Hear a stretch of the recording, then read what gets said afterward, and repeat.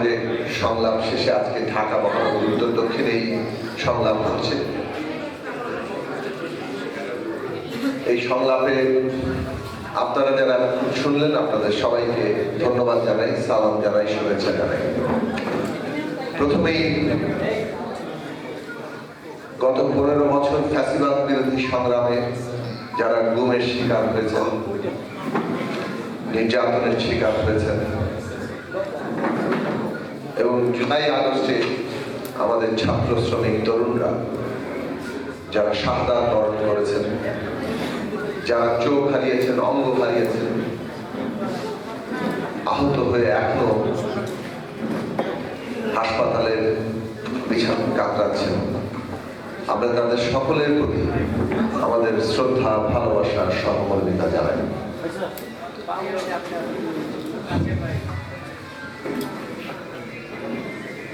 1971 সালে লক্ষ লক্ষ মানুষ রক্ত দিয়ে রাষ্ট্র গঠন করেছে।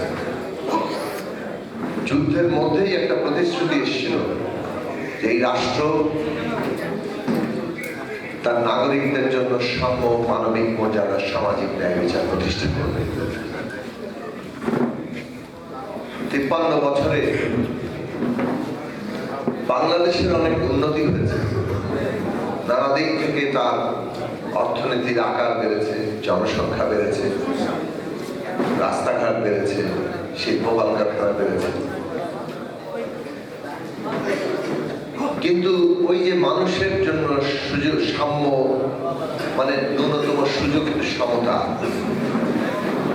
কিংবা জাতি, ধর্ম, বর্ণ, লিঙ্গীয় পরিচয় নির্বিশেষে প্রত্যেকের নাগরিক মর্যাদা, মানবিক মর্যাদা, কিংবা অর্থনীতিতে, আদালতে মানুষ ন্যূনতম ন্যায় বিচার, এটা প্রতিষ্ঠিত হয়। বরং অল্প সংখ্যকের হাতে যারা ক্ষমতাটাকে নিয়ন্ত্রণ করেছেন, তারা পুরো ক্ষমতা ব্যবস্থা নিয়ন্ত্রণ করে চুরি, দুর্নীতি, লুটপাট এইসবের মধ্য দিয়ে ধন সম্পদ আহরণ করেছেন, মানুষকে গুম করার ক্ষমতা লাভ করেছেন, যে কাউকে যখন তখন ধরে নিয়ে গিয়ে যে কোনো প্রকারের নির্যাতন করার তারা অধিকার রেখেছে এবং পুরো রাষ্ট্রটাকে সেইভাবে সজ্জিত করে পকেটে ঢুকিয়ে বাংলাদেশকে স্বেচ্ছাচারিকায় যা ইচ্ছা তাই করার মতো করে শাসন করেছে। এটাই 53 বছরে কম এবং বেশি বাংলাদেশের রাজনীতির ইতিহাস। এই 53 বছরে পুঞ্জীভূত যে ক্ষোভ, সেই ক্ষোভ নতুন প্রজন্মের মধ্য দিয়ে প্রকাশিত হয়েছে। আমাদের ছাত্র তরুণরা তারা মাঠে নেমেছেন, তাদের উপর যখন অত্যাচার হয়েছে আমাদের শ্রমজীবী তরুণরা মাঠে নেমেছে, তাদের অভিভাবকরা নেমেছে, সারা দেশের সমস্ত মানুষ নেমেছে, রাজনৈতিক দলগুলো যারা ফ্যাসিবাদের বিরুদ্ধে লড়ছিল সবাই আমরা নেমেছি। এই আন্দোলন এমন ভাবে হয়েছে যেটা অভূতপূর্ব। এই দেশের ইতিহাসে 69 সালে, 90 সালে গণঅভ্যুত্থান হয়েছে, 71-এর মুক্তিযুদ্ধ হয়েছে, কিন্তু সেটা যুদ্ধ ছিল একটা সশস্ত্র শক্তির বিরুদ্ধে।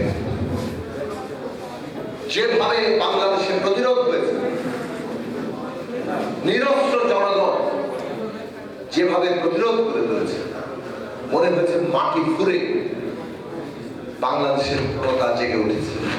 এই জনতাকে দমানোর আর কোনো শক্তি নেই এবং শেখ হাসিনা যিনি মনে করতেন তিনি অজেয়, তাকে কেউ পরাভূত করতে পারবে না। পুরো রাষ্ট্র তিনি পকেটে ঢুকিয়েছেন। এত বড় রাষ্ট্র নিয়েও এইভাবে নির্বিচারে গণহত্যা চালিয়েও শেষ পর্যন্ত তাকে পালিয়ে যেতে হয়েছে। এই যে বিরাট উত্থান মানুষের, এই উত্থানকে আমাদের ধারণ করতে হবে, এই উত্থানকে আমাদের বাস্তব রূপ দিতে হবে। 71 সালের পরে যেভাবে বাংলাদেশের স্বপ্ন ব্যাহত হয়ে গেছে, বাংলাদেশের জনগণের স্বপ্ন দুমড়ে মুচড়ে গেছে, 53 বছর ধরে আজকে জুলাই আগস্টের এই অভ্যুত্থানের পরে জনগণের স্বপ্ন যেন বেহাত না হয়, আবারও যাতে সেই স্বপ্নকে কেউ দুমড়ে মুচড়ে দিতে না পারে, তার জন্য আমাদের রাজনৈতিক শক্তি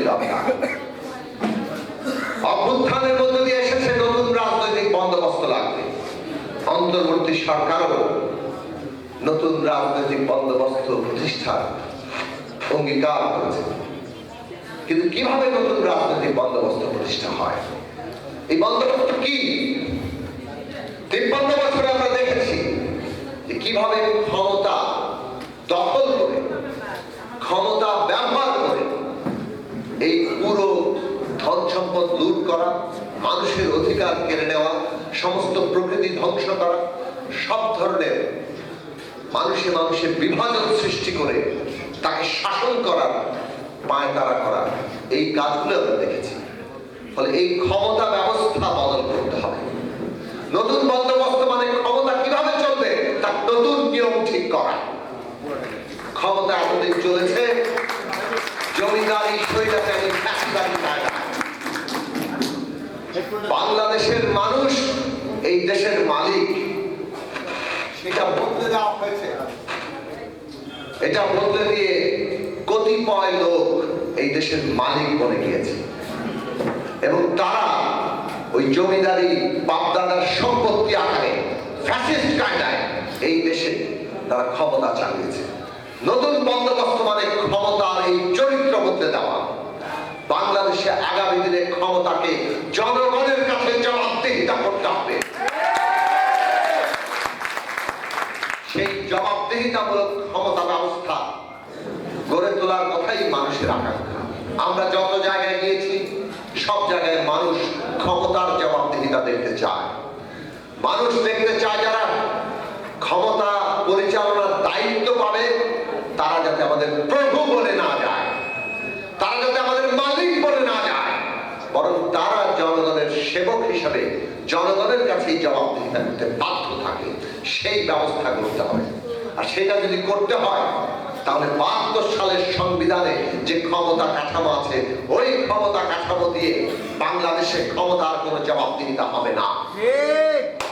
কাজে আমাদেরকে সেই ক্ষমতা কাঠামো বদলাতে হবে। কেউ যদি ওই ক্ষমতা ব্যবস্থা রেখে দিতে চায় তাহলে জনগণকে সোচ্চার হতে হবে। কাজেই একটা কথা মনে রাখেন, আগামী দিনে নতুন বন্দোবস্ত হবে কিনা, জবাবদিহিতামূলক ক্ষমতা ব্যবস্থা প্রতিষ্ঠা হবে কিনা, সেটা নির্ভর করছে আমরা জনগণ ঐক্যবদ্ধভাবে সেই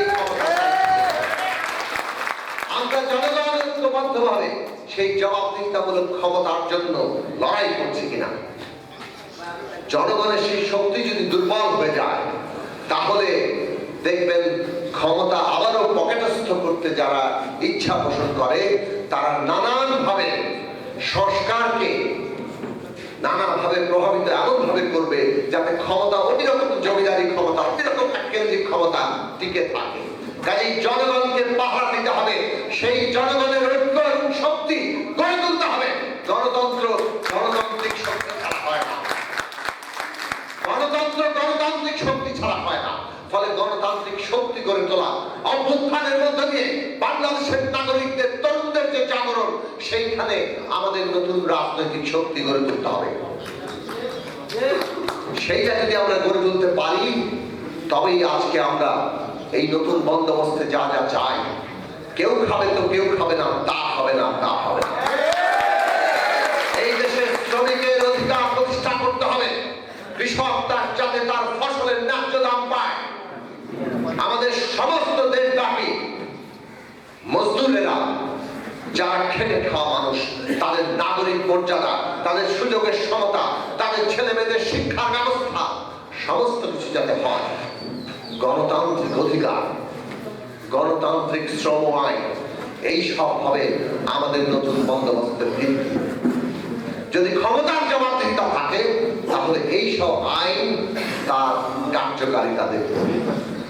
আমরা দেখব যে সরকার অফিস খুলে বসবে আর তার লক্ষ লক্ষ কর্মচারীরা তাদেরকে আউটসোর্সিং হিসাবে দাসত্বের মতো ব্যবহার করবে। এইরকম বাংলাদেশ, দেশে এই সব জিনিসের জবাবদিহিতা থাকবে। যে কিভাবে সরকার একই অফিসে বসে দুই নীতি চালু রাখে।